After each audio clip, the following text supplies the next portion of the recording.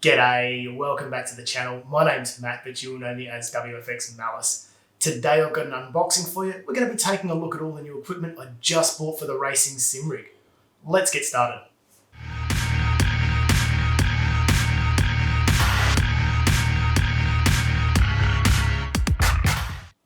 So for those of you who don't follow my channel, my Thrustmaster steering wheel base died about a month ago. There's two common problems with these. First is the power transformer, the second is the main PCB. If it's the main PCB, you just throw the thing in the bin. It's not worth fixing. If it's the power transformer, there's a fix going around the internet where you can remove that internal power supply and replace it with a laptop power supply. So I put all my eggs in one basket and I thought, why not? Bought the power supply, I even went to the trouble of buying a little socket to go on the back, and I even 3D printed up this little housing to replace the old power inlet socket. And that way I could put all the little bits and pieces in this and just make it look that little bit more professional. I thought I was so clever. I started recording the video to show you guys how good I was at fixing things. Turns out it's not the power transformer, it's the main PCB. So I started scouring around the internet. I was trying to find a new servo base, and no one sells them, and if they do sell them, they want more than the cost of buying one with a steering wheel and the pedals, so pointless. So I was going to replace it with the same one, and then I started looking at upgrading a little bit, but I didn't want to spend too much. And my wife, being the lovely lady she is, said, don't just buy one because it's cheap, buy the one you want to get. So I spent a little bit more than I expected to, but at the same time I could sell the old pedals and steering wheel and make some money back, so it sort of softens that off a little bit. I decided to go with a Fanatec setup. It took a little bit longer than expected to turn up thanks to coronavirus, but we're not going to blame Fanatec for that. They obviously can't control those things, so let's have a look and see what I got. 3 cartons all from Fanatec.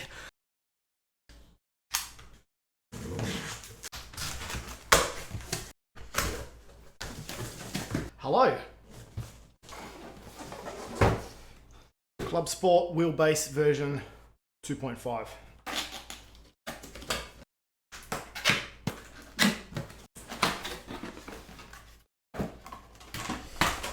The quick guide template. Gonna need that to mount it to the desk of the racing sim. Very well laid out. Easy to follow instructions there. Nice thick card as well, so it's not just a little crappy thin paper template. It'll work quite nicely. We've got our cords. Nice braided USB cable. Angled edge, I like that.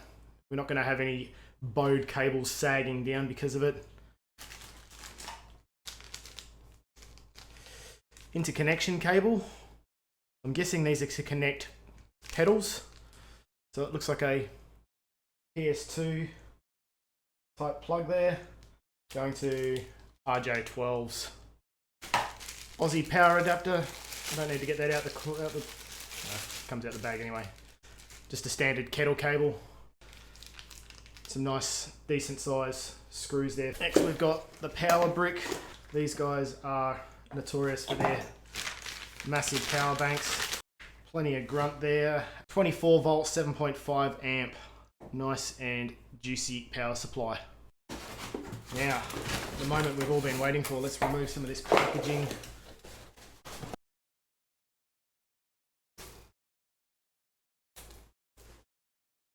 They include this lovely packaging. And underneath, we've got data port, power, shifter 2 and shifter 1, and the USB cable to go back to the computer. Nice big external fan, plenty of fans and breathing space on the sides. I don't know if you can see the fans in there, and a little viewing window at the top.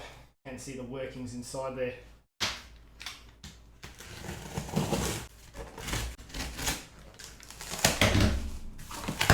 That's right, we went for the BMW M3 GT2 steering wheel. Just like you'd expect to see in a GT racing car.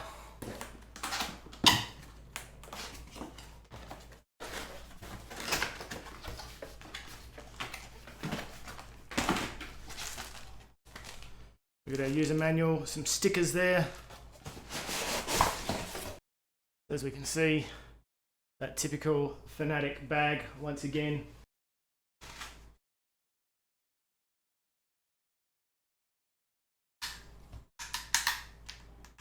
Some D-pads, One feels a bit looser than the other one. One feels like it's more so for navigation. This one here seems like it's for flicking through menus. Plenty of programmable buttons there. Nice and weighty. The Alcantara wrapping on it. The quick release. Nice construction. It's like a bit of a rubbery sort of feeling plastic on the back there.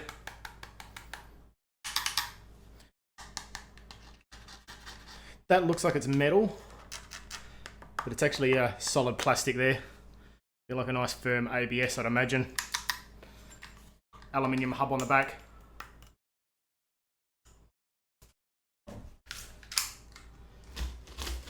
Yeah, the icing on the cake.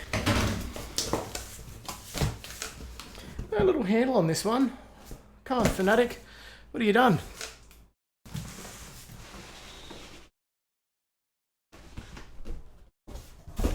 Club Sport V3 pedals. These are awesome. This is what I've been waiting for. The pedals are where it's all at with improving your lap time. So good pedals means better lap times. In theory, it's that little extra. Sure is. A little extra in cost. Look, let's empty the box out. You can see what's inside properly. Alright, so we've got pedal. In this bag here, we've got a load spring to be able to put under, I'm guessing, the throttle. We have an RJ12 to RJ12. We've got a bag of some Torx head screws there to connect all those to our rig. Bottle of lithium grease. So I'm guessing that's to lube up the pedal load cells. We'll find that out in a minute. And once again, a nice braided USB cable. We have yet another pedal. 2 pedals and a 3rd pedal.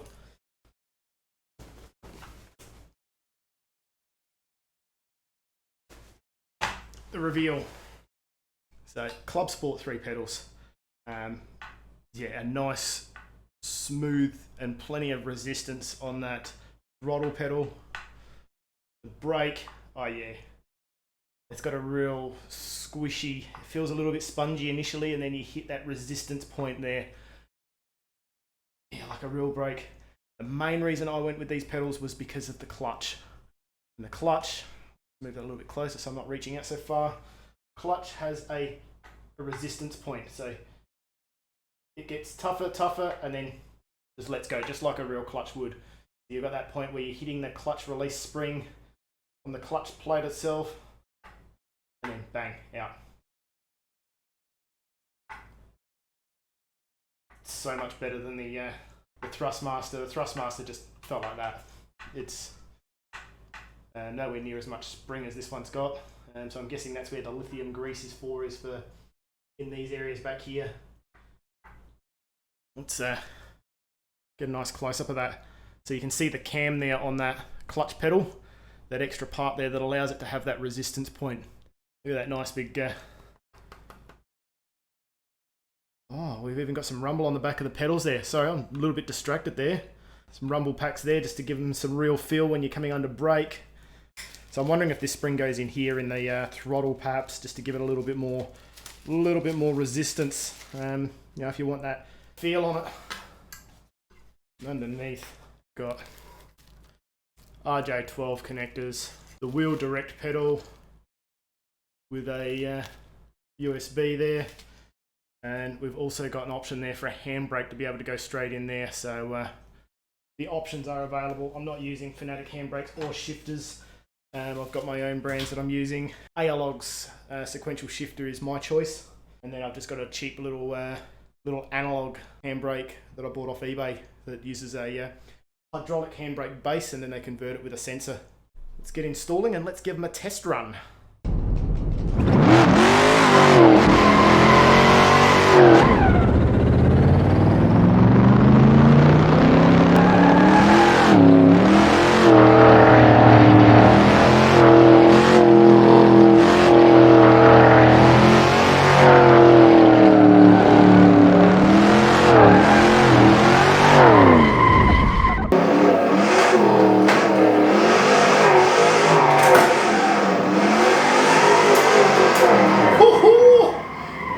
force feedback. Woo.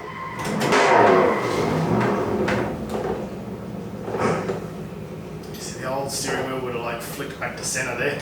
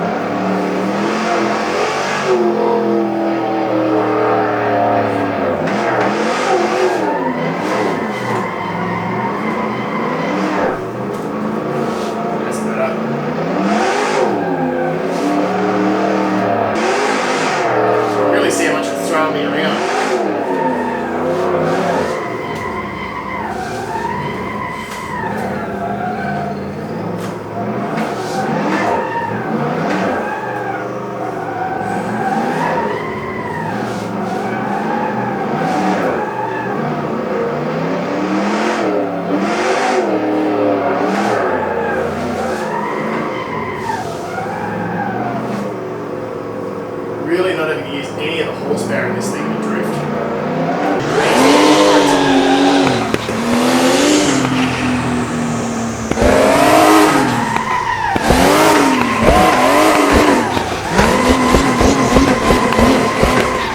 That's better. Just throw it into it. All or nothing.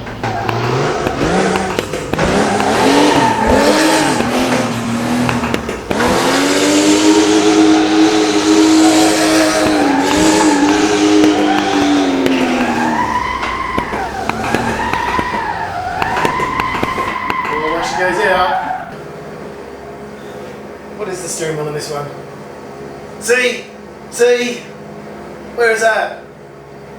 They got the purple button at the top there. Where's the purple button down the bottom of mine? I want that.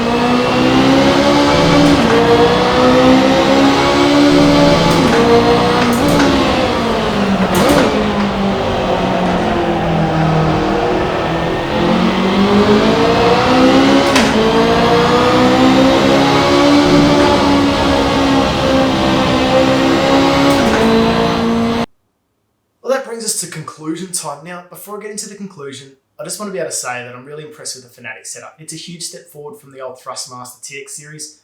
I just need to say that now though, because I'm going to be kind of brutal during this conclusion, and I don't want people to get the wrong impression, like I'm disappointed or that I'm upset with Fanatec or anything along those lines. I'm just giving truthful feedback. We'll start with the steering wheels. We've got the Fanatec BMW GT2 Club Sport steering wheel versus the Thrustmaster Ferrari 599XX wheel. So the Fanatec kills it in almost every aspect. Almost. It's 2 centimeters larger at 32 centimeters. It weighs a kilo more at 2,070 grams. It's got double the amount of programmable buttons, including a full 360-degree rotary encoder. It's got a heads-up display for both your speedo and for your tacho. They're all positives. The only negative is you don't get the coloured stripe at the 12 o'clock indicator. Now, I know what you're going to say. Fanatec have plenty of steering wheels that do have that stripe. Why don't you just buy that if that's what you wanted? The problem is all those Club Sport steering wheels have all these dicky floating buttons everywhere that just seem to me it looks like they're going to get in the way while I'm driving, and I didn't want that. Maybe that's not the case, but maybe Fanatec probably need to get some better pictures to show the clearance or how much room you do have there. That's just my opinion. Otherwise, Fanatec wheel kills it. So now we'll move on to the steering wheel bases. We've got the CSW 2.5 by Fanatec versus the TX series by Thrustmaster. Now, the Fanatec has an external power supply to reduce the amount of heat inside of the servo base. It's got improved ventilation and more fans to get that airflow through. Now, Thrustmaster have sort of copied that in their latest steering wheel, the TS series. It's exactly the same servo base as the old TX. There's nothing new about it. All they've done is they've taken the transformer outside and put it in this stupid turbo-looking design that looks like it'd just get in the way. They've gone and improved the ventilation and have improved the airflow, but it's still just an old TX steering wheel base. With Fanatec, there's a couple of downsides. One is that the wheel mounts at a direct 90 degree to the base. They do include a 20 degree mounting plate, but I feel 20 degrees is just too much. I've tried it with the 20 degrees and I'm just reaching too far forward when you're at that 12 o'clock and it's too close to your body at the 6 o'clock. They really needed to dial it down to about 10 degrees, I think would have been the sweet spot. Obviously, I can adjust the desk on my sim rig to suit that 10 degree rise, but then I'm also going to have to find a way of mounting the monitor so it doesn't tip over. So, bit of an oversight there. The other oversight is the plugs. They're underneath the wheelbase. There is a little bit of clearance so you can still access them, but if you've mounted your wheelbase to your desk, it's a pain to get into. You've got to feel around to feel which holes are where, and you've got to have the manual there to make sure you're not plugging things into the wrong spot. It's a bit of an oversight. It could have been flush on the back or perhaps an angled 45 degree rather than facing directly down to the desk. Other than that, great. I do like the viewing window you've got at the top so you can see the insides. It's a bit of a dicky sort of thing, but it is nice to see those nice mechanics on the inside. The pedals. I can't pick a single thing wrong with the Fanatec pedals. Thrustmaster, they're just flimsy, floppy. They look nice. They do look great being an all-metal construction. They look tough, but they just don't play the part when you're racing.